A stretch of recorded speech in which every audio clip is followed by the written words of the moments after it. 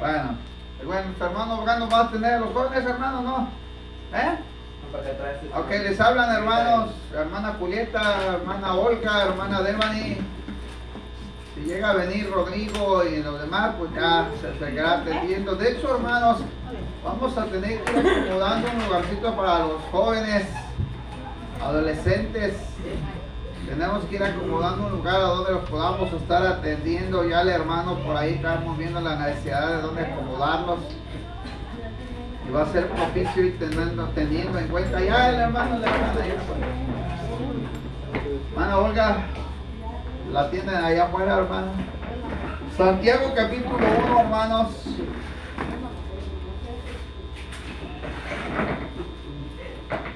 Háblele como hermana, hermano, no como hija. Hermana, hermana en Cristo. Amén. Dice la escritura que allá en el cielo no va a ser usted esposa ni esposo, allá todos vamos a ser semejantes a los ángeles, dice la Biblia. Así es que cuando lleguemos allá, hermano, allá será diferente el caso, ¿va? Santiago capítulo 1, verso 2 al verso 11. Cuando lo tenga, glorifica el nombre del Señor, hermano. Por ahí de repente vamos a buscar quien nos esté checando el tiempo. Hay que volver a comprar el reloj que antes teníamos ahí para ir viendo el tiempo, hermanos. Son 12:17 para que hoy nos están pidiendo a nosotros como predicadores. De hecho tenemos un taller de homilética para nosotros como pastores el próximo viernes y sábado. Todo el día, hermanos, van a tener el viernes desde las 9, 10 de la mañana y nos van a tener hasta como a las 5 de la tarde, 6, y luego el sábado otra vez desde las 10 o 9 de la mañana hasta las 3, 4 de la tarde. Santiago capítulo 1. Y el versículo, hermano, que leemos, lo vamos a ir leyendo, o normalmente nosotros la conocemos como parafraseando, es decir, ir separando el pensamiento del que escribe la carta. Miren lo que dice, hermano. Hermanos míos, para que usted lo vaya subrayando o se lo vaya llevando en la mente, tener, dice, por sumo gozo cuando os halléis en diversas pruebas. Dice Santiago que hay que tener gozo cuando nos hallemos en diferentes, ¿qué? En diferentes pruebas. Cierre sus ojos. Padre, te damos gracias. Te agradecemos la oportunidad que nos das de acercarnos a tu presencia. Poder, Señor, gozarnos en tu palabra. Hoy estamos aquí esta mañana dándote la gloria. Bendice a mi hermano, a mi hermana que ha venido hoy, a lo mejor viene aún todavía resintiendo el proceso de la enfermedad, de la tos, la gripe, las temperaturas altas, Señor, o el adormecimiento del cuerpo, dolor de las articulaciones. Algunos han pasado la prueba, Señor, de pues, el problema del azúcar, otros los problemas de la diabetes, el problema de la presión arterial. Otros, Señor, algunos accidentes físicos, otros están pasando, Señor, cualquier tipo de adversidad económica, física o espiritual, pero nos acercamos en esta mañana para que tu palabra sea para nosotros el aliciente que necesitamos para este inicio de semana. Yo te pido que nos bendigas a cada uno, Señor, y que seas tú ministrando nuestros corazones en el nombre de Jesús. Amén y amén. Puede tomar su lugar. Vamos a ir parafraseando la escritura, hermano. Normalmente a mí me gusta más este modelo de enseñanza o predicación porque se va tomando de acuerdo a los versículos. Normalmente también se le conoce como método de análisis o analítico, es decir, se va analizando el pensamiento del escritor.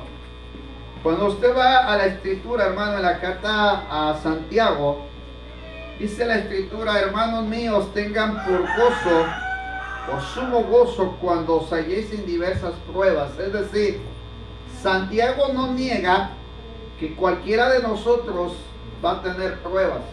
Ahora, la palabra prueba, hermano, que define Santiago, es una palabra, hermano, como poner a fuego o pasar por fuego cualquier tipo de metal para saber la calidad que tiene, para llevarlo a ser moldeable y llevarlo después a un uso.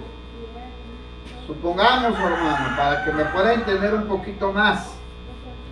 Usted ha llegado a tener algún cuchillo en casa, pero usted no sabe cómo es la elaboración, o a lo mejor tenemos la idea de cómo es la elaboración de preparar un cuchillo para poder usarlo. Sabe que a los que se dedican, o los que son, hermanos, dueños de restaurantes, tienen una diferencia. Hay una cantidad aproximadamente de 36 cuchillos diferentes. Normalmente nosotros usamos uno para todo, ¿verdad? Destazamos el pollo con uno, cortamos la cebolla con el mismo, deshacemos el tomate con el mismo, a veces estamos quitándole las escamas al pescado con el mismo cuchillo. Bueno, hermano, pues ese cuchillo es de uso múltiple. Pero si usted trabajara en un restaurante, hermano, a donde lo pusieran a elaborar cierto tipo de alimentos, ahí no se usa un solo cuchillo, ahí hay muchos de diversidad. Todos son elaborados con un diferente fin. Y todos son probados para saber si son utilizados con ese fin. Cuando mi hermana trabajaba en el restaurante Singos, así se llama, en la ciudad de Toluca, donde la mayoría de ese restaurante llegaba gente muy importante. Era un lugar, hermano, donde se atendía mucha gente en cuestión de mariscos. Y a mí me gustaba ir porque en la última losa, la última planta, ahí estaban, hermano, todos los diferentes tipos de pescados y todo lo que llevaban, pero no los tenían muertos ni en hieleras. Había un recipiente o había una especie como de alberca grande que tenía ciertas divisiones, y ahí metían, hermano, los peces. Ahí andaban moviéndose de un lado hacia otro, y cada que requerían de uno una especialidad, lo preparaban, hermano, recién salidito de ahí. Había agua de mar, había arena. Estaba muy bonito el lugar, hermano, pero ahí tenían ese lugar acondicionado. Y el pescado era fresco. Y lo que llamaba la atención es que llevaba mucha gente. Y cuando se tenía que hacer la capacitación para los futuros meseros, había uno que le llaman el capitán, o normalmente tiene un nombre de maestresala, que significa que era el que tenía el conocimiento de cocina y de todo lo que se pone sobre las mesas. Y yo veía que siempre llevaba un paquetito así, hermano, un cuadrito aproximadamente de este tamaño. Y cuando se trataba de tener que hacer algún corte de carne, porque había cortes de carne ahí finísimas, veía que sacaba sus cuchillos, los ponía sobre la mesa y les enseñaba a los que eran los chefs, a los que se dedicaban a la cocina, cuál era el uso de diferentes aditamentos para poder hacer los guisados. Normalmente usted le llama en casa un guisado. Allí en los restaurantes no se llama guisado. Un guisado es una comida común que se hace normalmente en una fonda. Amén. Allá normalmente se le llama, mi hermano, cortes especiales. Hay diferentes tipos de comidas distintas. Se distingue, mi hermano, por el sabor que se les aplica o se les da. Y entonces los cuchillos se utilizaban para cualquier índole, hermano, pero tenía cada uno su especialidad. Y el que a mí me llamaba la atención era el del corte para las frutas. Finísimo, delgadito. Usted utiliza normalmente el de sierra, algunos utilizan el cuchillito de sierra, hermano. Pero el de corte de fruta, hermano, ya sea de manzana o pera, lo que sea, hermano, es delgadito, largo, finísimo, y tiene una punta pero bien especial, porque cuando se corta, hermano, se toma por la punta. No se tiene que dañar la fruta que se va a servir en un cóctel, sino que la fruta tiene que tener una distinción cuando se sirve. No sé si usted ha llegado un día a un restaurante aquí, hermano. Bueno, aquí en Costa Rica no sé cuál es el mejor, pero yo nunca he llegado al mejorcito, ¿verdad? Pero a mí me llamaba la atención allá porque cuando cortaban la manzana, hermano, la sacaban así en cortes, pero de repente la volvían a formar y quedaba así. Y el que la disgustaba sabía bien que había un tenedor especial para eso. Pero lo que a mí me llamaba la atención es la forma en que la cortaban, y la persona que preparaba los cortes, hermano, con la punta finísima de ese cuchillo iba acomodando de nuevo los cortes que hacía para ser utilizados y presentados en la mesa para el que los iba a disgustar.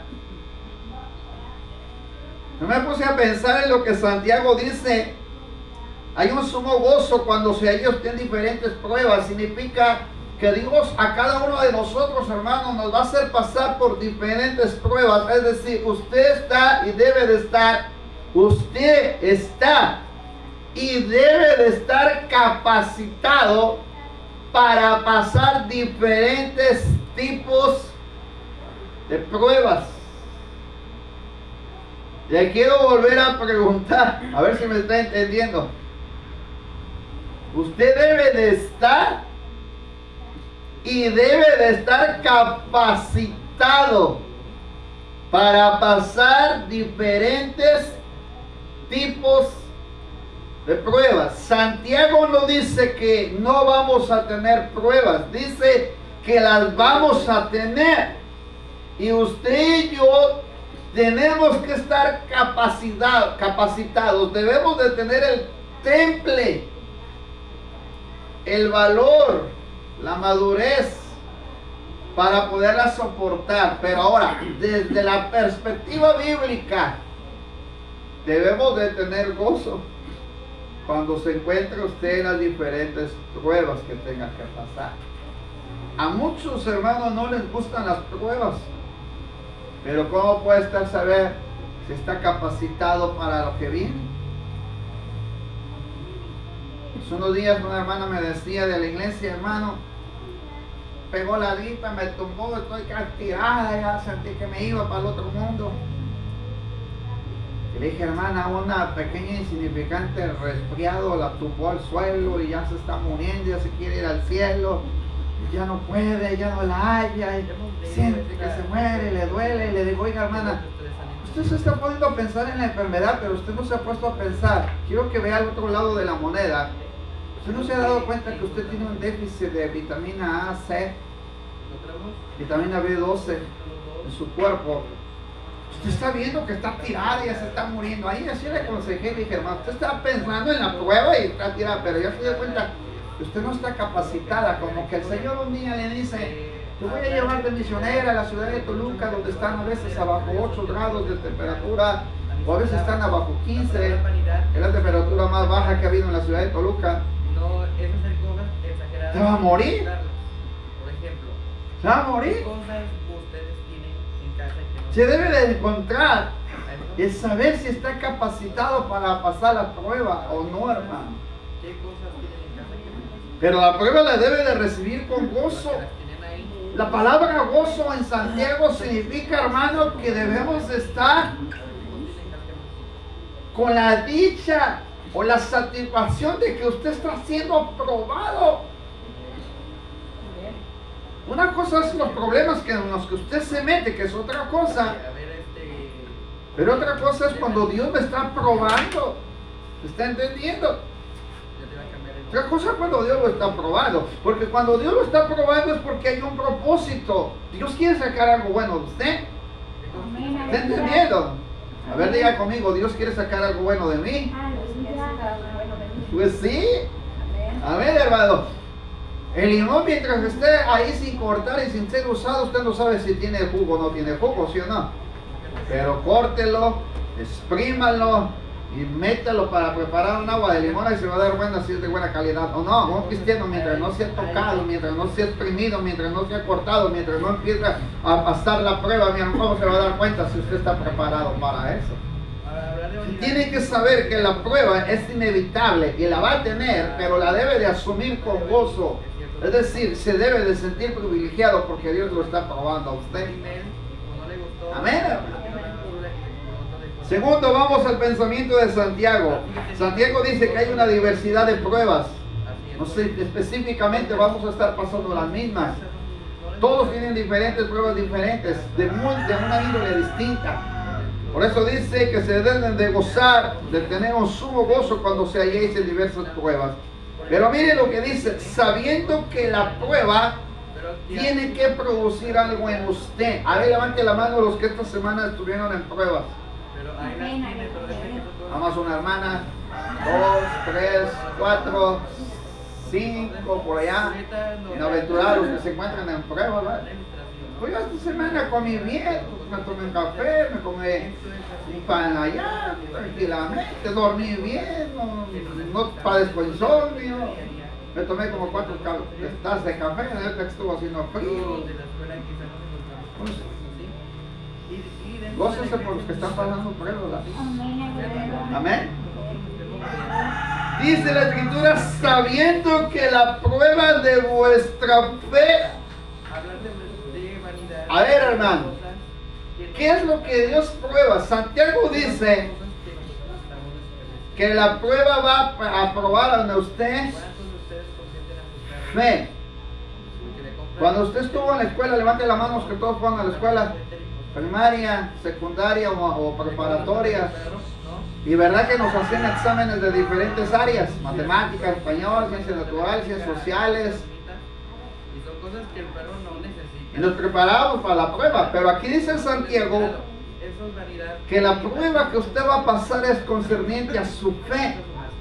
Así que nos dice, debes de tener sumo gozo, debes de sentirte contento, feliz porque está siendo probado, pero lo que el Señor le pone más atención es a la fe. Dios de una otra manera permite que su fe sea probada. Ahora le quiero preguntar, ¿cuántos de ustedes sostienen su fe a pesar de todas las circunstancias que tengan? A pesar de todas las índoles que sucedan, ¿cuántos sostienen su fe? Dice la Escritura, hermano, mas tenga la paciencia, pero la Escritura antes de eso dice, sabiendo que la prueba, este caso de su fe, le tiene que producir paciencia. Es decir, hermano, no quiere decir que la prueba puede decir que solamente sea un momento. La prueba puede pasar un periodo de tiempo. Periodo de tiempo. No quiere decir que ya en el primer día ya pasó y ya no. Hay un periodo de tiempo para que la prueba pueda producir en usted paciencia. Si usted se da cuenta que cuando se encuentra en prueba no le produce paciencia, significa que usted no venció la prueba. Se lo vuelvo a repetir. Hay un resultado. Hay algo que tiene que producir la prueba en usted, hermano. Y hay tres conceptos. Uno, primero tiene que fortalecer su fe.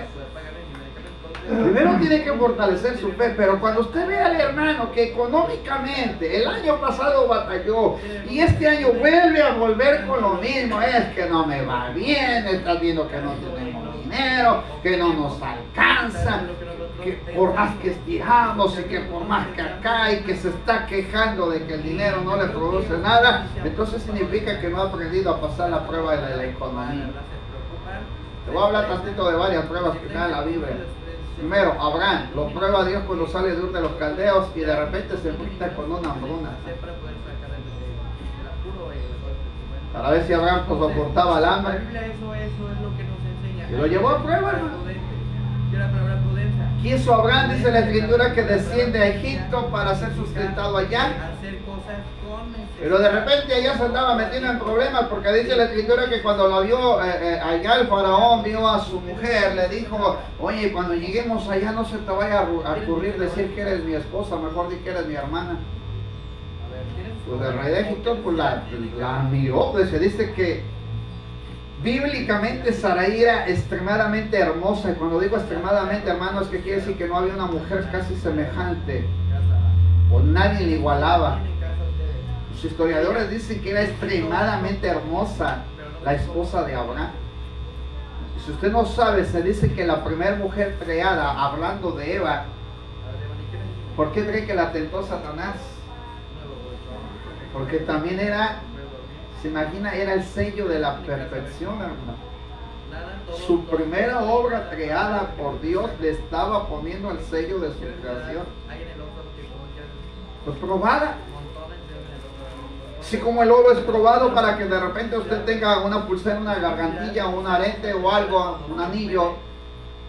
Pues Dios probó a Abraham para ver si estaba completamente capacitado para ser el hombre de fe.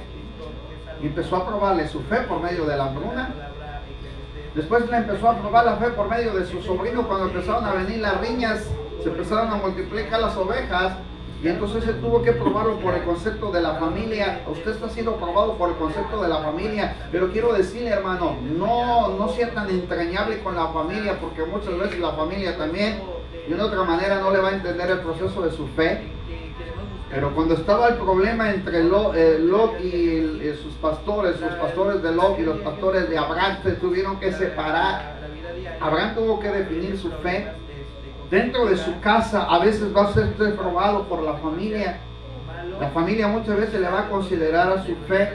Pero en medio de esa prueba, hermano, usted tiene que tener paciencia. Debe ser paciente, paciente. No le diga a Dios, dame la paciencia. No, porque si usted le pide a Dios la paciencia, entonces Dios va a hacer algo para que usted sea paciente. No creas que Dios va a poner la paciencia así, pum, ya me puso la paciencia, cálmate viejito, esta semana nos va a ir bien, tú nomás échale ganas al trabajo y todo va a salir bien. Y el hermano, aunque le echa ganas, hermano, se les vive como quiera, no gana más. ¿Está entendiendo? Quiero que comprenda esto. Hablando a los esposos, nosotros somos los que Dios nos permite traer provisión a casa. Pero si nosotros no recurrimos al que provee las cosas, hermano, vamos a estar batallando contra todos los recursos que busquemos. Yo cuando tengo una deuda le digo al Señor, ¿sabes, Señor, que esta deuda no fue porque haya sido por obra de la casualidad? Y todos los días le estoy diciendo, Señor, provee, provee, provee. Y siempre tengo un fin. Si yo digo, Señor, se va a pagar el internet, es porque en mi cabecita está el propósito de pagar el internet. Pero si de repente en mi cabecita me da el Señor para pagar el internet, pero de repente a mí se me antoja por ahí 1 kilo de chuletas y desvío el propósito y no pago el internet y me compro la carne y yo me la como, a rato debo al internet. El problema no es de Dios, el problema de quién es. ¿El problema de quién es? Pues de uno. Santiago dice, vas a tener la prueba de tu fe. Es decir, ahí vamos a ver qué tan constante es usted en permanecerle fiel a Dios en el proceso de la prueba que usted está pasando. Ahí se va a ver, ahí se va a notar, ahí se va a determinar si usted está soportando la prueba principalmente de su fe. Porque cuando usted está siendo probado por la fe, entonces la fe va a dar un resultado en usted. Y ese resultado se llama paciencia, el control del carácter, de las emociones y de las decisiones. ¿Qué es lo que genera la paciencia? Control de carácter, de emociones y de decisiones. Una ocasión llegó el acreedor a pedirle a la viuda, en el periodo del liceo, ¿sabes? Ha venido el acreedor para quitarme a mis hijos. Y la mujer presentó su petición al liceo. Y tu siervo era un servidor, también le servía a Dios. Murió y me dejó la deuda encima. Pero la mujer supo dónde recurrir. Había llegado una prueba para su familia. No sé cuántas pruebas te estén llegando a tu familia. Pero hay cosas que usted no puede hacer, pero Dios sí sabe hacer. Quiero que considere esto. Usted no puede cambiar el curso de la vida, hermano, por más que quiera. Porque Dios lo ha estipulado ni por más que quiera. Y ya lo estipuló. Ya lo determinó y lo ha determinado para que lo pases. Porque si Él hubiera querido, no permite que los jóvenes hebreos entraran al horno de fuego, pero permitió que entraran al horno. ¿Está entendiendo? Si el Señor quiere que esta semana te tengas que desvelar, te tenga que pasar el problema, te tenga que pasar la circunstancia y tengas que tener, hermano, paciencia hasta que Dios te conteste del problema que estás, es inevitable, aunque usted le diga, Señor. Y el mismo Jesús nos enseña la paciencia, porque Jesús le dijo a Jesús, si quieres. No le está diciendo, no, Señor, no quiero. Si tú quieres pasar de mí esta copa, este sufrimiento, este dolor, esta carga, si tú quieres, en pocas palabras, yo se lo voy a decir a mi manera que yo lo he entendido. Que no es, mira, Señor, en realidad yo estoy puesto en tus manos. Si tú me estás permitiendo que yo lleve todo este problema, toda esta circunstancia, todo este dolor, toda esta carga, Señor, lo único que te estoy pidiendo es que no me sueltes. No me sueltes. Haz tu voluntad sobre mí. Si tu voluntad es el sacrificio, lo hago. Pero no me sueltes. Si usted está pasando el problema, la adversidad, dígale, Señor, si tú quieres que yo lo pase, y esto va a producir en mi paciencia, control de carácter, de mis emociones y de mis decisiones, Señor, nada, sosténme. Sosténme, Señor, aunque sí es tu propósito, pues yo me voy a sostener. A veces desde aquí se siente bonito aconsejar, hermano, pero cuando ya está una de las pruebas, mira qué difícil son. Que uno motiva para decirles que tienen que tener paciencia, y cuando usted tenga paciencia, quiero que la entienda, la paciencia es el control de la mente, la paciencia es el control de carácter, la paciencia es el control de la emoción. Le voy a decir una anécdota, un testimonio rápido, para ir terminando. Hermano, ¿alguien conoce al cantante Chayanne, ese puertorriqueño? ¿Alguien lo conoce? No me va a decir que no lo conoce. Ay, hermano, santo Dios. Bueno, perdón, voy a repetir la palabra. ¿Alguien ha llegado a escuchar de Chayanne?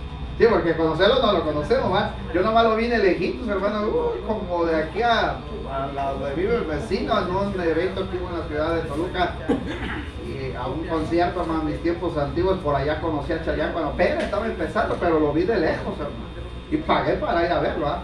¿Cierto? Era muy fanático de Chayanne. Que yo un día, hermano, mire el temple que tiene este artista o este cantante. Hubo un reality show de hermano ahí en TV Azteca, perdón por el comercial, y de repente había una mujer que se llama Lolita Cortés, que por cierto era muy conocida también en los años 90, y por ahí así, en los teatros, hermano, siempre andaba esta mujer. Y un día, hermano, esta mujer se puso a hablar del cantante y de una canción, de entre los realities, de andar cantando y de ahí, de sacar de la famosa academia y todo ese asunto. Y se le ocurre criticarlo, hermano, sí, criticar la cuestión de la canción y también al cantante y al intérprete de la canción. Pero lo que más me llamó la atención, hermano, fue el temple con el que sostuvo la crítica el cantante. Yo no creo que él agarró, como muchos artistas, se puso a estarle diciendo a la mujer, oye, pero ¿por qué me estás diciendo esto si ni siquiera me ha tratado? No, hermano, el temple. Recuerdo que se quitó los audífonos, porque hay un video de ese caso, que se quitó los audífonos y dijo, ala, tremenda la mujer, hermano, en el sentido de que, ala, soportarle. En Puerto Rico, perdón, en Chile, le hicieron una entrevista y había como 4 varones acabándoselo, hermano, tirándole a matar, porque en realidad su seudónimo de Chayanne, hermano, no es su verdadero nombre, tiene otro nombre, pero se lo estaban acabando, hermano. Pero ¿sabe qué hizo este varón, hermano? Mire, yo siempre le digo, no es que le digo, Señor, dame la paciencia de Chayanne al Señor, no es que le digo eso, pero me llamó la atención el temple que sostuvo toda la crítica, hermano, toda la crítica. El hombre caballerosamente, eso sí le he dicho, Señor, ayúdame a ser caballeroso como este, ¿va? Porque mire, caballeroso, supo contestar, se acomodó el saco cuando lo entrevistaban en otra ocasión, entrevistaron de otra manera. Mire, hermano, lo han elogiado las mujeres como no se imagina, pero el varón, hermano, el temple que tiene para sostenerse, no es semejante como el sol que a muchos adoran, ¿verdad? Pero mire, el temple que tiene. Cuando yo vi la entrevista y todo, de repente dije, Señor, wow, este debería de ser cristiano. Debería ser cristiano, me soportó todo lo soportó. Y yo cuando veo esta entrevista, porque a veces le he visto varias veces, yo digo, Señor, no, hombre, la paciencia de Chayanne no cualquiera la tiene. ¿Qué temple tiene el varón, hermano? Pero temple, de ese debemos de tener. Cuando llegué a la carta de Santiago me acordé de la paciencia. Yo me puse a investigar y dije, Señor, la paciencia que habla Santiago es el control de carácter, hermano, el control de las emociones, el control de las decisiones. Si la persona que usted tiene en el hospital, usted sabe, y siempre se lo he dicho, usted no es Dios, ni tampoco es médico para salvarle la vida a una persona, hermano. El que hace todo esto es Dios. Yo a veces veo que entran corriendo, casi quieren hacer. Hermano, yo antes era así, me decía, pastor, ya se está muriendo mi familia, venga, ayude, hermano. Antes salía corriendo, hermano, me desvivía, pero un día un pastor que ya está en la presencia del Señor me dijo, hermano, tú no eres Dios. Así es, tú no eres Dios. Tampoco no eres médico. Otra. Debes de ser prudente y paciente. A veces estoy fuera de los hospitales, hermano, pero no parezco león enjaulado que ando para allá, que ando para acá. Cuando mi esposo se estaba aliviando, pues sí, pues se lo testifico, yo estaba comiendo un mole ahí en centro de Costa Rica. Y no que ando, ay, y tronándome todos los dos, porque no puedo hacer nada, hermano. No puedo hacer nada. Hay que saber controlar las emociones. Hay que saber controlar las decisiones. Hay que saber controlar la mente, por favor, hermano. Aprenda a controlar la mente. Controle la mente. El control de la mente está definida en Santiago. Dice: mas tenga la paciencia su obra completa. Significa que cuando usted aprenda a tener el control de la mente, el control de las emociones, el control de las decisiones, usted dice la Escritura, entonces para que seáis perfectos y cabales. La palabra perfecto significa que tiene control. La palabra cabal significa que tiene orden en sus pensamientos. Voy a terminar rápidamente. Dice: mas tenga la paciencia su obra completa, para que seáis perfectos. Es decir, va a tener dominio, va a tener control, tanto de emociones como de decisiones, pero también va a ser una persona cabal. Es decir, que va a tener control de sí mismo. Una persona de esa magnitud. Pero verdad que aún todavía nos hace falta llegar a ese nivel, hermano. A veces tantitos los problemas nos mueven, sí, nos mueven como la palmera, hermano, pero hay que sostenernos. Al final, hermano, sabe que antes se hablaba mucho de la palmera y que la palmera le podían invadir los vientos y todo, hermano, y que a las palmeras las podían doblar y que se paraban. Y hubo un día, hermano, que las palmeras hubo un simple y sencillo gusanito que la venció. La venció, hermano. Antes admiraba yo mucho las palmeras y por eso me gustaba ir a la playa, paso a la Costa Esmeralda. Allá se veía un montón de palmeras y siempre pensaba y decía: yo quiero ser como la palmera, así de firme, Señor, que le vengan los vientos y las tempestades y no las vence. Pero hace unos años atrás que vino la plaga de la palmera, hermano, un simple y sencillo gusanito. ¿Sabe dónde le pegó a la palmera? No le pegó en la parte baja, sino le pegó en la cabeza.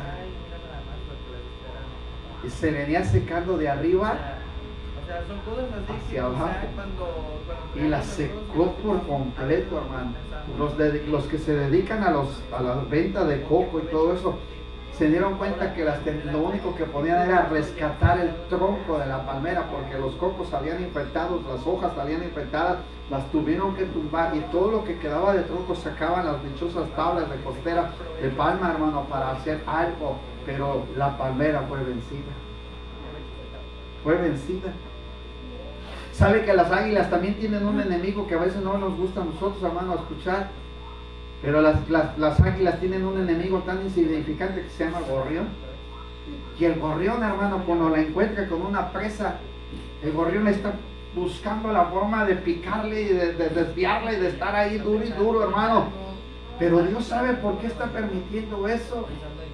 Sabe que Jesús, hermano, para hablar de lo que sigue, sabe que Jesús estuvo como la águila que la estaban picando los gorriones, porque lo injuriaron, lo blasfemaron, lo pasaron a prueba, lo pasaron a circunstancias, lo pasaron a adversidades, pero Jesús no fue vencido, mi hermano, sino que se supo sostener mediante la prueba. Un día le voy a traer, hermano, ya estoy por sacar fecha con el hermano que la va a venir a predicar y quiero que le comparta su testimonio. Nada más le voy a tardar tantita la prueba del testimonio, pero su hijo tuvo un accidente bien fuerte, estuvo por convaleciente y casi morir. Y dice el hermano en su testimonio, y él me platicaba: mira, llegaron pastores muy conocidos niños y se acercaban y me profetizaban y me decían: hermano, pero me acuerdo de tu prédica de la palmera. Dice: ese día estaba yo en el hospital, ahí en el hospital San José, fueron muchos pastores de renombre y todo lo que tú quieras, dice, pero yo siempre entendí que Dios me había dicho que había un propósito por mi vida. Respeté todo lo que dijeron, pero yo sabía lo que había dentro de mi corazón y lo que Dios me había dicho de mí. Yo sabía. Hasta que al final, después de tantas cosas que me dijeron todos, al final yo nomás les di una respuesta. Yo sé que Dios tiene el control de la vida de mi hijo. Él es médico, hermano, reconocido en Papantla, pero el hermano lo dijo. Todos me vinieron a decir como los gorriones. Todo el mundo me profetizó, me declaró, casi me lo llevaron al cielo. Otros me decían que al infierno, hermano, pero yo me mantuve así, firme en la prueba que Dios me estaba permitiendo pasar. ¿Y sabes qué le pedí a Dios? Lo que viene abajito. Si alguno de vosotros tiene falta de sabiduría, pídasela a Dios. ¿Sabe que cuando hay pruebas se requiere sabiduría, hermano? Se requiere control de la mente, de emociones y decisiones. Vea lo que aplica Santiago. Estás pasando prueba. Tienes que tener control de mente, de emociones y decisiones. Pero en medio de todo eso vas a requerir sabiduría. Vas a requerir sabiduría. Tienes que tomar esa sabiduría, pero no es sabiduría de conocimiento, sino la sabiduría, mi hermano, de determinación. ¿Cómo voy a determinar? ¿Qué voy a determinar? ¿Cómo voy a actuar? ¿De qué manera voy a proceder? Y vea que Jesús nos lo enseña, estando en el pretorio. ¿Se acuerda que aquel hombre llamado mi hermano que se acerca al rey y le pregunta? Herodes le preguntó. Acuérdese que hubo estas personas que lo estuvieron interrogando. Pilato lo interroga. Pero uno le preguntó y le dice: ¿eres tú el rey de los judíos? Y Jesús, mi hermano, con una simple respuesta tan sencilla dijo: tú lo has dicho. Él nunca decidió dar más de lo debido. A veces, hermano, dentro de lo que se encuentra de la sabiduría, hay dos cosas que el Señor determina cuando necesitamos sabiduría en las pruebas. Una de ellas es prudencia. La sabiduría que dice Santiago es la determinación de la prudencia. Prudencia. Prudencia. ¿Sabe cómo determina la prudencia, mi hermano? Póngase un candado en la lengua. Póngase un candado en la boca.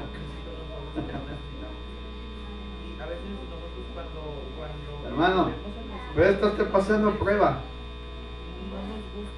Pero el Señor le está diciendo: tienes que tener control de mente, emociones y decisiones. Cuando tengas que presentar defensa de la prueba que estás teniendo, ponte un control